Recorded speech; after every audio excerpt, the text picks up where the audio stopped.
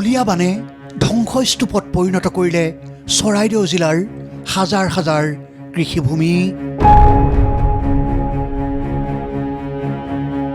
মূৰে কপালে হাত দিব লগা হৈছে কৃষক ৰাইজে।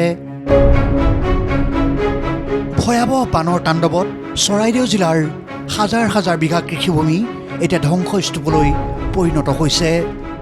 পানী কমিবলৈ আৰম্ভ কৰাৰ পাছতে পোহৰলৈ আহিছে ভয়ংকৰ ক্ষয় ক্ষতিৰ বাস্তৱ ছবিখন। নিমিষতে বানে উটুৱাই লৈ গ'ল কৃষকৰ বহু মাহৰ কষ্ট আৰু সপোনবোৰ। সেউজীয়া পথাৰ এতিয়া পলস আৰু বোকাৰে ভৰি পৰিছে।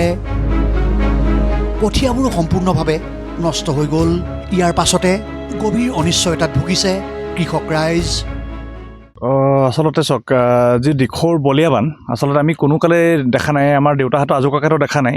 আপোনাৰ 10 মিনিটৰ ভিতৰত গোটেই অঞ্চলটো প্লাবিত হৈ পৰিলে।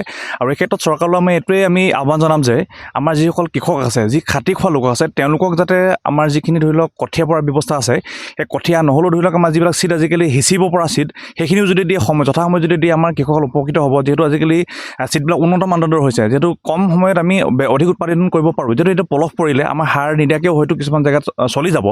সেইকাৰণে মই চৰকাৰৰ আহ্বান জনাইছোঁ যে আমাৰ খেতিয়কসকলে, যিসকল চহাই খেতিয়ক, তেওঁলোকক এটলিষ্ট কিছুমান ধানৰ বীজ দিয়ক। চৰকাৰী আৰু বিভিন্ন স্বেচ্ছাসেৱী সংগঠনৰ পৰা বানাক্ৰান্ত পৰিয়ালসমূহে কিছু সাহায্য লাভ কৰিছে যদিও আন এক সংকট দেখা দিছে। সেয়া হৈছে গোধনৰ খাদ্য সংকট। বলিয়া বানত ঘাঁহ খেৰ নষ্ট হোৱাত গৰু ম'হ ছাগলীকে ধৰি পশুধনসমূহে এতিয়া খাদ্যৰ অভাৱত পৰিব লগা হৈছে। গোধনৰ কিবা খাদ্য আহিছেনে? নাই, একো খাদ্য অহা নাই। এতিয়া মানে পানীয় বুঢ়া খেৰকে দি থৈ দিছোঁ, 2-4ডাল খাই আৰু তুঁহ যিকেইটা যোগাৰ কৰি ৰাখিছিলোঁ সেইবোৰ হেৰি হ'ল। তুঁহে ক'ত তুঁহ বচাম আৰু। বাকী ধান চাউল কাপোৰ কানিকে ভালকৈ হেৰি কৰিব নোৱাৰিলোঁ, সামৰিব নোৱাৰিলোঁ। আপোনালোকৰ এই অঞ্চলটো কি বুলি কয়? এই অঞ্চলটো ধামধূলি বুলিয়ে কয় আৰু ৱাৰ্ডটো হ'ল চোলাধৰা। ইফালে ডিমৌত ৰাষ্ট্ৰীয় ঘাইপথতেই বানাক্ৰান্তৰ অস্থায়ী শিবিৰ। মানুহৰ সৈতে একে ঠাইতে জীৱন মৃত্যুৰে সংগ্ৰাম পশুধনৰ। ৰাষ্ট্ৰীয় ঘাইপথতেই এতিয়া বানাক্ৰান্তৰ অস্থায়ী আশ্ৰয় শিবিৰ। মানুহ, গৰু ম'হ ছাগলী সকলোৱে একে ঠাইতে সহাৱস্থান কৰিবলগীয়া পৰিস্থিতিৰ সৃষ্টি হৈছে। এই দৃশ্য শিৱসাগৰৰ ডিমৌ সংযোগী 37 নং ৰাষ্ট্ৰীয় ঘাইপথৰ। ডিমৌৰ ৰাজমাৰীৰ পৰা শিৱসাগৰ পৰ্যন্ত 18 কিলোমিটাৰ পথত এতিয়া ত্ৰিপাল পলিথিনেৰে সজা অস্থায়ী ঘৰ। বানে ঘৰ বাৰী বুৰাই দিয়াৰ পাছত শতাধিক পৰিয়ালৰ বাবে এই ৰাজপথে এতিয়া আশ্ৰয়স্থলী। ৰ'দ বা বৰষুণ অস্বাস্থ্যকৰ পৰিৱেশত পাৰ কৰিবলগীয়া হৈছে দিন ৰাতি। পথৰ কাষত জমা হৈ থকা পানীৰ দুৰ্গন্ধ, ধূলি বালি আৰু অনিশ্চয়তাৰ মাজত জীৱন কটাব লগা হৈছে বানাক্ৰান্তসকলে। মানুহৰ লগতে একেটা ঠাইতে বান্ধি ৰখা হৈছে গৰু ছাগলী আদি পশুধনসমূহ। মানুহ আৰু জীৱ জন্তু সকলো এতিয়া সহাৱস্থান কৰিবলগীয়া হৈছে। মই বাইদেউগৰাকীয়ে দেখিছে ছাগলীক তেওঁ এনেধৰণে এতিয়া পানী খুৱাই ৰাখিবলগীয়া হৈছে।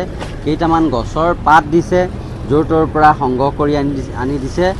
কোনো লোকে যদি তেওঁলোকক কিবা খোৱা সামগ্ৰী দিছে তাৰে নিজেও কিছু খাইছে আৰু তাৰে তেওঁলোকে ছাগলীকো খুৱাবলৈ চেষ্টা কৰিছে। বাইদেউগৰাকীৰ ওচৰলৈ যাম মই। বাইদেউ, দেখিছোঁ ছাগলী কিছু বেমাৰ হৈছে, কেনেকুৱা কি হৈছে? বেমাৰ হৈছে নে? আমাৰ ছাগলী বহুত কষ্ট পাইছে। আমাৰ মানে পানী মানে বহুত হৈ গ'ল।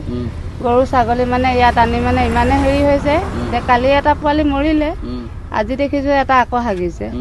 এইটো তাৰমানে ইয়াত গৰম সোমাই আৰু খোৱা বোৱা চব ক্ষেত্ৰত মানে কষ্ট পাইছে। খাদ্যৰ অভাৱ আৰু উপযুক্ত চিকিৎসাৰ অভাৱত এটাৰ পাছত এটাকৈ অসুস্থ হৈ পৰিছে পশুধনসমূহ। বন্যাত্মৰ অভিযোগ পশু চিকিৎসা বিভাগৰ পৰা এতিয়ালৈকে কোনো চিকিৎসা বা চিকিৎসা শিবিৰৰ ব্যৱস্থা কৰা হোৱা নাই। ফলত বহু পশুধন মৃত্যুমুখত পৰিছে। মানুহ ওলাব পৰা নাই, কিন্তু জীৱ জন্তুখিনি উলিয়াই যেন লৈ আহিছোঁ। বস্তু ঘৰৰ ভিতৰতো চব ভাঙি চিঙি শেষ। আজি গৈছোঁ এককাল ইমানখিনি পানীত কঁঠাল ছাগলী চৰি থকা কঁঠালডাল কাটি আনিছোগৈ তেনেকৈ কোনো একো হাৰি দিয়া নাই মানুহৰ কাৰণে দিছে কিন্তু গৰু ছাগলীৰ কাৰণে কোনো অসুবিধা অহা নাই এতিয়ালৈকে হয় এইসকল বানাক্ৰান্তই এতিয়া বিচাৰিছে পশুধনৰ বাবে জৰুৰী খাদ্য চিকিৎসা সেৱা সময়মতে ব্যৱস্থা গ্ৰহণ নকৰিলে পশুধনৰ অধিক ক্ষয় ক্ষতিৰ আশংকা প্ৰকাশ কৰা হৈছে।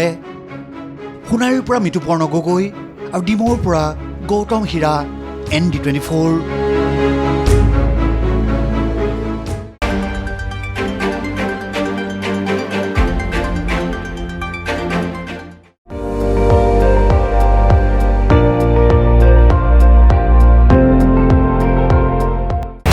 আপুনি চাই আছে ND24 সৰ্বশ্ৰেষ্ঠ নহয় সৰ্বোত্তমৰ দৌৰ।